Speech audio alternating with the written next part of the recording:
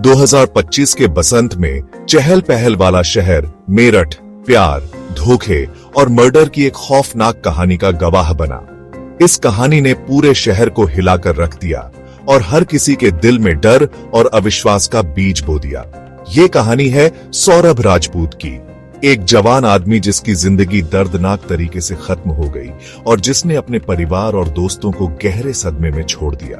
और उन दो लोगों की जिन पर उसके मर्डर का इल्जाम है, उसकी पत्नी मुस्कान रस्तोगी और उसका आशिक साहिल शुक्ला। ये दोनों ही इस केस के मुख्य संदिग्ध हैं। सौरभ एक 29 साल का मर्चेंट नेवी ऑफिसर जिसने मुस्कान के साथ अपनी जिंदगी बनाई थी। वह अपने काम और परिवार दोनों के प्रति समर्पित था। मुस्कान एक 27 साल की महिला जिसके साथ वो 2016 में भागकर शादी की थी। उनकी शादी एक रोमांटिक और साहसिक कदम था जिसने समाज के बंधनों को तोड़ दिया। उनकी अंतरजातीय शादी को शुरुआत में विरोध का सामना करना पड़ा, लेकिन उन्होंने अपने प्यार के लिए हर मुश्किल का सामना किया। लेकिन आखिरकार उन्हें अपनी 6 साल की बेटी में खुशी मिली। उनकी बेटी उनकी दुनिया का केंद्र बन गई थी। हालांकि उनकी परफेक्ट जिंदगी एक काला राज छुपा रही थी, एक ऐसा राज जो उनकी खुशियों को निगलने वाला था। मुस्कान की साहिल के साथ फिर से शुरू हुई बचपन की दोस्ती, जो धीरे धीरे एक खतरनाक मोड़ लेने लगी। एक 27 साल का आदमी जो उनकी जिंदगी में तबाही लेकर आया। साहिल का आगमन उनके जीवन में एक तूफान की तरह था।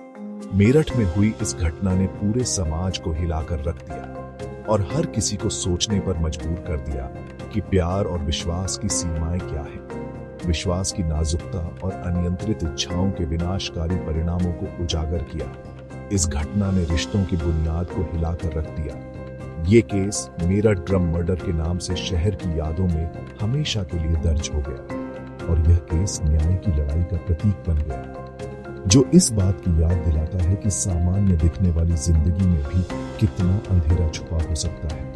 यह कहानी हमें सिखाती है कि हर चमकती चीज सोना नहीं होती। इस त्रासदी की शुरुआत 2019 में हुई, जब मुस्कान और साहिल बचपन के दोस्त जो अलग हो गए थे फिर से मिले। उनकी दोस्ती जल्द ही एक गहरे प्यार में बदल गई। एक खतरनाक राज जो उन्होंने सौरभ से छुपाया। 2021 में सौरभ को उनके अफेयर के बारे में पता चला, एक ऐसा खुलासा जिसने उनकी शादी की नींव हिला दी। धोखे के बावजूद उसने मुस्कान के साथ रहने का फैसला किया, सामाजिक दबाव और अपनी बेटी के लिए गहरे प्यार के कारण। हालांकि यह फैसला जानलेवा साबित होगा।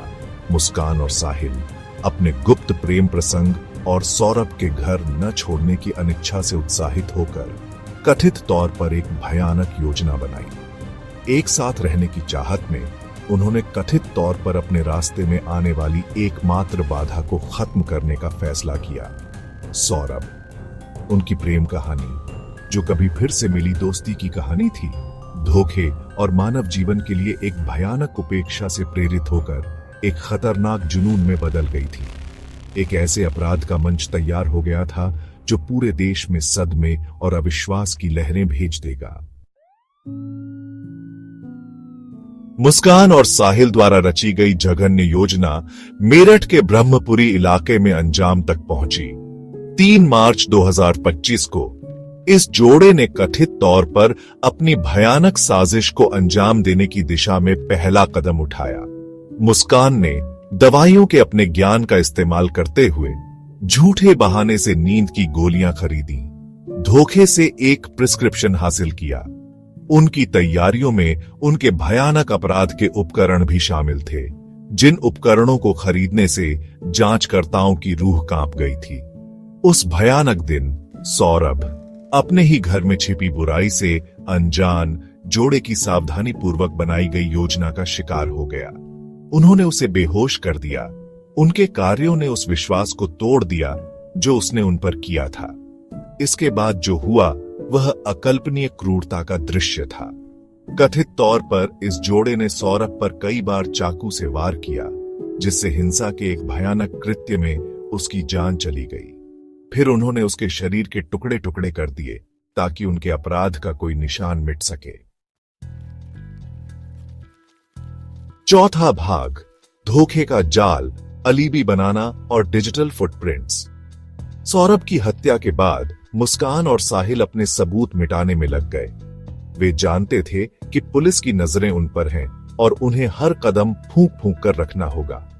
वे एक भयानक स्वांग रचने में लग गए, अधिकारियों को गुमराह करने और अपनी आजादी हासिल करने के लिए धोखे का जाल बनाने की कोशिश कर रहे थे। हर कदम पर वे अपने झूठ को और जटिल बनाते जा रहे थे। उनकी पहली चाल में सौरभ के फोन का इस्तेमाल करना शामिल था, इसे अपने भयावह खेल के लिए एक उपकरण में बदलना। उन्होंने फोन को एक ऐसा हथियार बना दिया जिससे वे अपने झूठ को और पुख्ता कर सके। उन्होंने यूपीआई ट्रांजैक्शन किए और यहां तक कि मनगढ़ंत व्हाट्सएप स्टोरीज भी पोस्ट की। ये सब इस भ्रम पैदा करने की बेताब कोशिश में कि सौरभ अभी भी जीवित और ठीक है।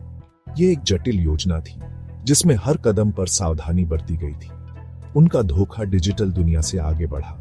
वे जानते थे कि केवल डिजिटल सबूत ही काफी नहीं होंगे, इसलिए उन्होंने और भी कदम उठाए। उन्होंने हिमाचल प्रदेश की यात्रा शुरू की। शिमला, मनाली और कसोल जैसे लोकप्रिय पर्यटन स्थलों का दौरा किया। यह यात्रा उनके लिए एक और मौका थी अपने झूठ को और मजबूत करने का। साहिल के जन्मदिन के लिए एक जश्न के रूप में दिखाई देने के लिए सावधानी पूर्वक तैयार की गई यह यात्रा उनके मनगढ़ंत अलीबी को मजबूत करने के लिए डिजाइन किए गए एक भयानक धुएं के पर्दे के अलावा और कुछ नहीं थी। हर तस्वीर और वीडियो एक और झूठ का हिस्सा था। उन्होंने सोशल मीडिया पर तस्वीरें और वीडियो पोस्ट करके अपनी यात्रा का दस्तावेजीकरण किया, जिससे उनकी सामान्य स्थिति का दिखावा और मजबूत हुआ। उनके हर पोस्ट का मकसद था कि वे निर्दोष दिखें और किसी को उन पर शक न हो। पांचवां भाग शिकंजा कसता हुआ कबूलनामा, गिरफ्तारी और कानून का लंबा हाथ। अपने अपराध को छुपाने के उनके सावधानी पूर्वक प्रयासों के बावजूद मुस्कान और साहिल पर शिकंजा कसने लगा। पुलिस की चौकस निगाहें और उनके चारों ओर कसता हुआ घेरा उनके हर कदम पर भारी पड़ रहा था। उनके कार्यों का बोझ, लगातार पकड़े जाने का डर और उनके विवेक को कुतरता अपराध बोझ सहन करना बहुत मुश्किल साबित हुआ। हर गुजरते दिन के साथ उनका तनाव और चिंता बढ़ती जा रही थी। 18 मार्च 2025 को मुस्कान ने पछतावे और अपने राज के दमघोंटू दबाव से अभिभूत होकर अपने माता पिता के सामने अपना गुनाह कबूल कर लिया। यह कबूलनामा उसके लिए एक भारी बोझ से मुक्ति जैसा था। उसका कबूलनामा उस भयावह कृत्य का एक भयानक विवरण जिसमें उसने भाग लिया था, उसके परिवार के सामान्य जीवन के भ्रम को चकनाचूर कर दिया। उसके माता पिता के लिए यह एक बड़ा झटका था। स्थिति की गंभीरता को समझते हुए मुस्कान के माता पिता ने उसे आत्मसमर्पण करने के लिए मना लिया। उन्होंने उसे समझाया कि यह उसके और सभी के लिए सबसे अच्छा होगा। उसने पुलिस के सामने अपना गुनाह कबूल कर लिया। उसके शब्दों ने मेरठ पुलिस विभाग में सदमे की लहरें भेज दी। पुलिस अधिकारी उसकी कहानी सुनकर हैरान रह गए। उसके कबूलनामे ने उस जघन्य अपराध का पर्दाफाश किया जो हुआ था और मुस्कान और साहिल दोनों की तत्काल गिरफ्तारी हुई। पुलिस ने बिना समय गवाए उन्हें हिरासत में ले लिया। 19 मार्च 2025 को इस जोड़े को, जो अब कानून की पूरी मार का सामना कर रहा था, अदालत में पेश किया गया और बाद में जेल भेज दिया गया। अदालत में उनकी पेशी ने सभी को चौंका दिया। सामान्य स्थिति का उनका ध्यान से बनाया गया दिखावा टूट गया था, जिससे वे कथित हत्यारे के रूप में सामने आ गए थे। अब वे अपने किए की सजा भुगतने के लिए तैयार थे। छठा भाग, न्याय की तलाश कोर्टरूम के अंदर और सलाखों के पीछे। न्याय के पहिए घूमने लगे क्योंकि मुस्कान और साहिल ने खुद को अपने कथित कार्यों के परिणामों का सामना करते हुए पाया। 2 अप्रैल 2025 ने उनकी गिरफ्तारी के बाद पहली मुलाकात को चिह्नित किया। अदालत की सुनवाई के लिए वीडियो कॉन्फ्रेंसिंग के अवैयक्तिक माध्यम से आमने सामने लाया गया। स्थिति का भार मुस्कान पर आ पड़ा। साहिल को देखकर उसका संयम टूट गया। आंसू बह निकले क्योंकि उनके कथित अपराध की गंभीरता और उनके सामने आने वाले अनिश्चित भविष्य ने उन्हें झकझोर कर रख दिया। अदालत ने शुरुआती दलीलें सुनने के बाद उनकी न्यायिक हिरासत 14 दिन बढ़ा दी। उन्हें चौधरी चरण सिंह जिला जेल में अलग अलग बैरकों में रखा गया था। उनके संचार की कड़ाई से निगरानी और नियंत्रण किया जा रहा था। मुस्कान बैरक 12 में और साहिल बैरक 18 में सलाखों के पीछे जीवन की संभावना का सामना कर रहे थे। उनका भाग्य अधर में लटका हुआ था।